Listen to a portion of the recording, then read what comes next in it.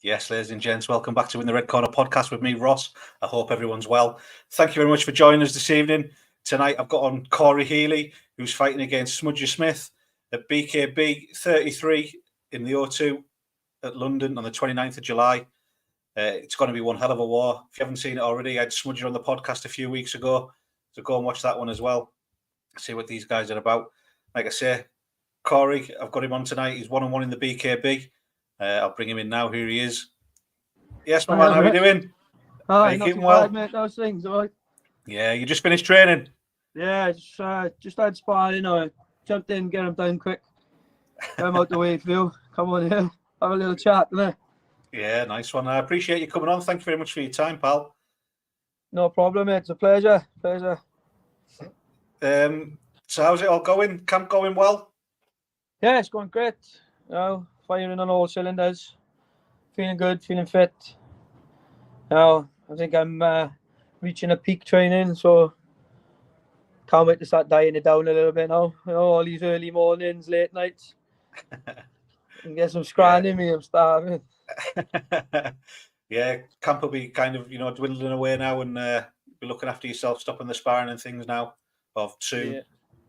Yeah, excellent. Like I said, last really day of hard spar. Some nice light stuff now for the end of the week and the weekend.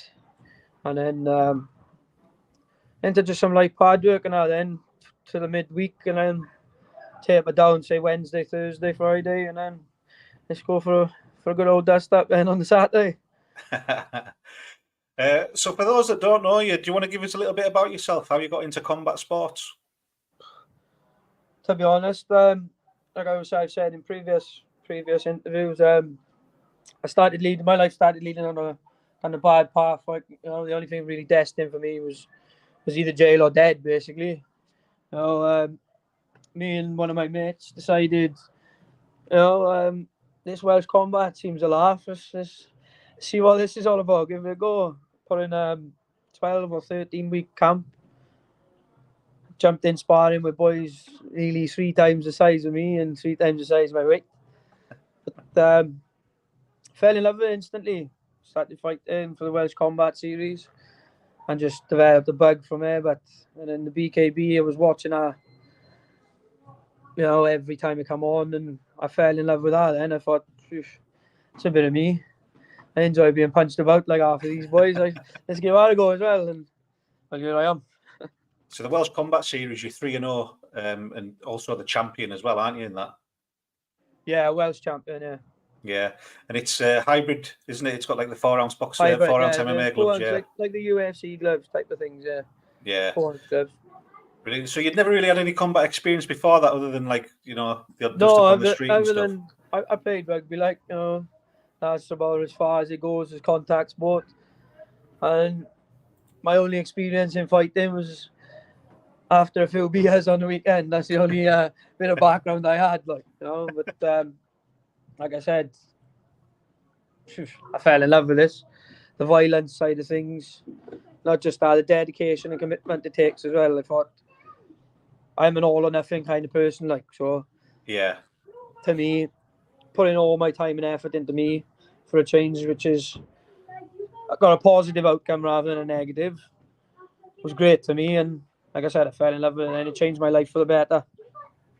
So do you feel like getting into the bare knuckle now was kind of giving you the focus and to stay on the right path in life? Yeah, not just that. It's like I got 2 kids. I wanted them to have something that they can look on in the future and say, look, he was this, but he changed. He changed his life around. He committed himself, disciplined himself, and this is where I ended up. On one of the biggest platforms in Britain at the minute.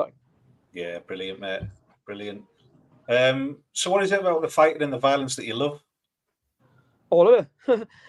There's no one part I don't love.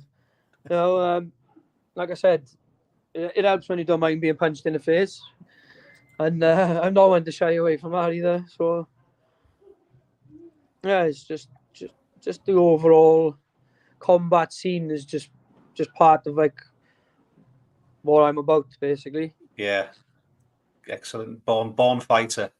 Born, yeah. So how would you describe your fighting style? come forward, quite aggressive. Like now, I'm developing a technical side. I didn't think I'd be able to see, to be honest with you, but with this last 2 camps, my technical side, my ability in boxing wise, I've opened up a lot more pathways for me and a lot of different styles of fighting. So I'm naturally a come forward, just march you down kind of boy, but I watched that in I'm your last taking couple on of board fights. I'm pinching bits from here and there and everywhere. So I'm constantly learning now and adapting to different sorts of styles. Yeah, I've seen that in your last couple of fights. You do just march forward. There's no back stepping you, is there really? And you're a good switch hitter as well. Yeah. Switching stances. When I'm in nice and tight, the switch hitting, that suits me down to the ground. But I do get complacent and think I'm the next Mayweather a couple of times and think I can switch in and out. And I've been caught a couple of times, but we got to try and nail our part of things now. It's almost good though that you've kind of got no combat, no fighting experience kind of thing to a degree, because you're almost a blank slate then. Your coaches and your trainers. I was just going to say the same thing. It's like a blank canvas, so I can pinch, learn different sort of things from a bit of everyone. Like, I mean, yeah, and I'm like a sponge over there. I'm soaking everything up. So that's the beauty of bare knuckles. It's still evolving and still kind of finding. You find it's professional. Still trying to find this like footstep, innit? Yeah, you find Footprint professional rather. boxers. Yeah, you find professional boxers that come over that struggle with it, or MMA fighters that struggle with it and things. So for you, it'd be totally different for you, and I'm sure your coaches will enjoy molding you into the man that you're going to be. Yeah. Like I said, I think he's having just as much fun putting me through the bee stings he's putting me through weekend workouts as well. Like, laughing at me when I'm training myself till I'm sick. I think he's enjoying the camp sessions a little bit more than I am. But yeah, for me, it's all part of learning.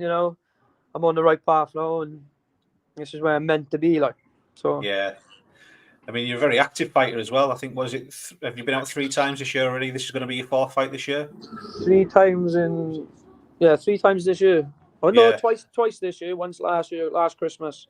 Right. So it was Christmas, March, and now this month, yeah. Yeah. So, very active fighter. Yeah, but if my face, my hands, and my body held up, I'd fight every week, like. Do you always keep yourself in the gym busy then? Or do you have time off between fights? Yeah, usually, like I said, I'm here for you. I take classes and I as well. I've just done my leader course and my coach's badge. So I take a kids class, help out with the classes around the gym. So for me, I'm always in the gym anyway. So. Brilliant. You've had a couple of fights in the BKB now. Do you feel a lot more comfortable in the ring and the surroundings and everything? Yeah, it's like I said, at first there's a bit of a rush. Like, do you know what I mean? Everyone was there. The crowd is a lot different to what you used to. There's lights flashing all over you. You got thousands of people there. It's a lot different to what I was expecting. But I've learned now to sort of ride that, and I'm comfortable there now. So it's a good thing for me now. Yeah, good man. On your last fight, you broke both your hands. How are they doing now? Are they all right? Yeah, they're all right. They're 100%, I think, because at first, like I said, I was training with splints on it. I told little pokies to my coach, saying they were better. They said I can spar. They said I can train. I was going to the gym with my hands already wrapped, my hands in splints. But, no, it's like I said, I'm not all or nothing. I can't sit in the house. I'm ADHD to the max.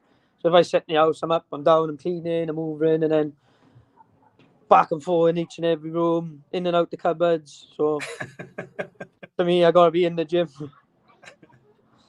And you're still relatively young in the sport as well. I mean, you're only, was it 26, 27? 26, 27 now in August. So 27 in August, still fairly young. Still got a bit to go. A lot of time ahead of you. Yeah. Where do you see a win over Smudger? Where do you think that puts you in the division? it's got to be up there, isn't it? Do you know what I mean? It's got to be talks of other things then after that. So it's like push towards belts or even strong contenders for the belt. Like, do you know what I mean? I wouldn't mind.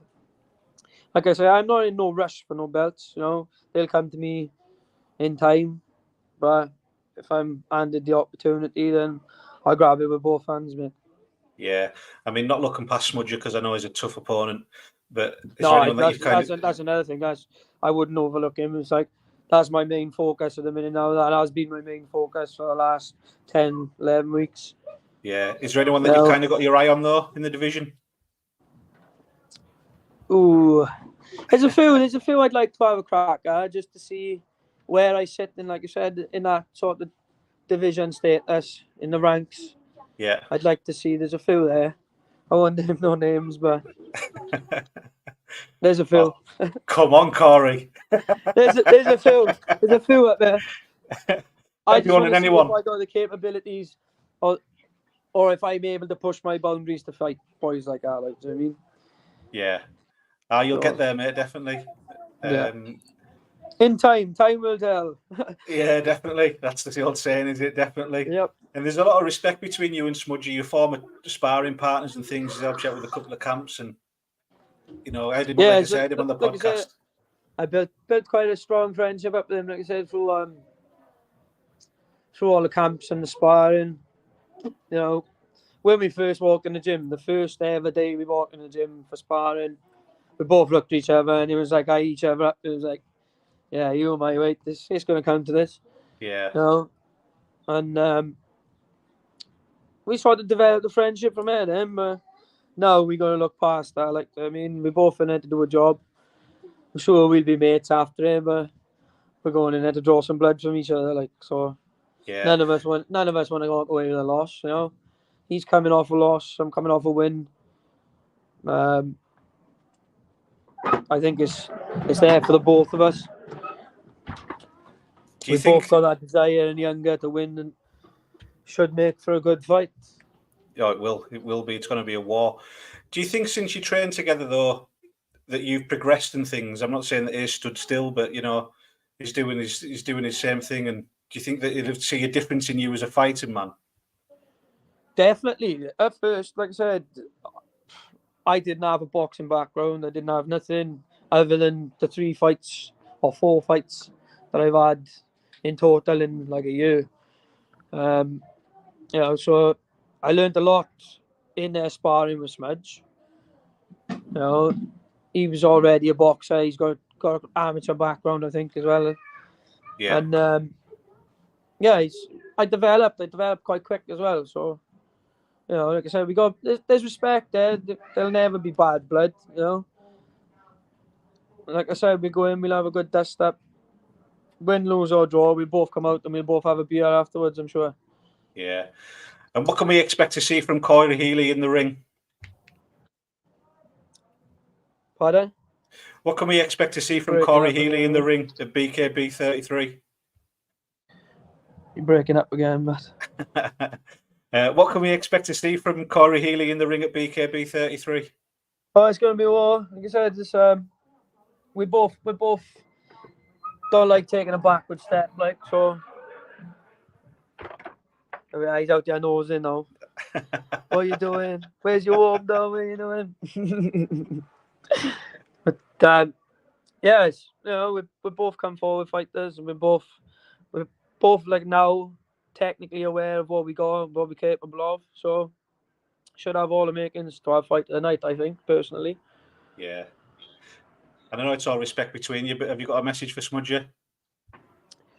Other than I'll see him on December, well, BKB 33. I was going to say December, December 33rd. Living in Nordland. No, man, we'll see what the outcome is. You know, we'll have a beer when we're done, my friend. You know, and best of luck to you. Good stuff. Have you got a gym, teammates, sponsors that you want to give a shout out to? K Williams Brickwork, Ryan Maguire, Wave Environmental Solutions, and DMT Brickwork, Platinum Security Management in Wales, back in Wales. Rely on Tyres, thank them all for making it a stress-free camp again for me. You know, they're all on the button, fair play.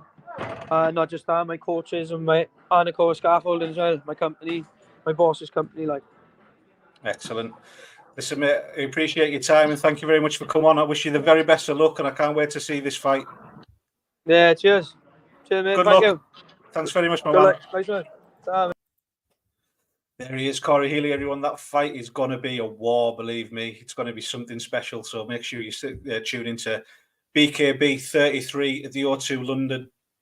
It's going to be, like I say, it's going to be a great night of fights. Thanks very much. Press the wrong button. Thanks very much for everyone that tuned in. Thanks to all the new and old subscribers, as always. Dangerous Darren in the comments. Thank you very much, my man. Appreciate it. I hope everyone has a great weekend, and I'll be back on Monday with Big Jack Draper. Have a good weekend, everyone. See you later.